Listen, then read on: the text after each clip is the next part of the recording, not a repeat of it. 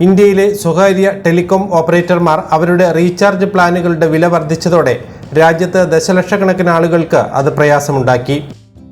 Airtel, Jio, VI തുടങ്ങിയ കമ്പനികൾ data പ്ലാനുകളുടെ തുക കുത്തനെ ഉയർത്തിയപ്പോൾ സർക്കാരിന്റെ ഉടമസ്ഥതയിലുള്ള ടെലികോം ഓപ്പറേറ്ററായ BSNL ജനങ്ങൾക്ക് താങ്ങാനാവുന്ന വിലയിൽ പുതിയ പ്ലാനുകൾ അവതരിപ്പിച്ച് രംഗത്തെത്തി.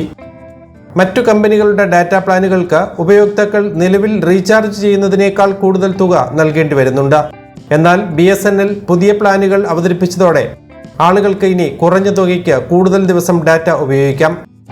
397 രൂപയ്ക്ക് 150 ദിവസത്തെ വാലിഡിറ്റി പ്ലാനും 997 രൂപയ്ക്ക് 160 ദിവസത്തെ അൺലിമിറ്റഡ് വാലിഡിറ്റി പ്ലാനുമാണ് BSNL അവതരിപ്പിച്ചിരിക്കുന്നത്. ദീർഘകാല കണക്ടിവിറ്റി ആഗ്രഹിക്കുന്ന ഉപയോക്താക്കൾക്കായി തയ്യാറാക്കിയിരിക്കുന്നതാണ് BSNLന്റെ 397 രൂപ റീചാർജ് പ്ലാൻ. 150 ദിവസത്തെ കാലാവധിയാണ് ഈ പ്ലാനിനുള്ളത്. അൺലിമിറ്റഡ് കോളിംഗ്, ആദ്യത്തെ 30 ദിവസത്തേക്ക് ലോക്കൽ STD നെറ്റ്വർക്കുകളിലേക്ക് സൗജന്യ കോളുകൾ, 30 ദിവസത്തേക്ക് പ്രതിദിനം 100 SMS, 30 ദിവസത്തേക്ക് പ്രതിദിനം 2 GB ഡാറ്റ.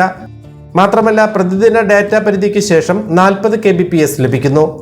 ആദ്യ 30 ദിവസത്തേക്ക് പ്ലാനിന്റെ മുഴുവൻ ആനുകൂല്യം ഉപയോക്താക്കൾക്ക് പൂർണ്ണമായി ലഭിക്കും. കൂടാതെ സിം 150 ദിവസം പ്രവർത്തനക്ഷമമായി തുടരും.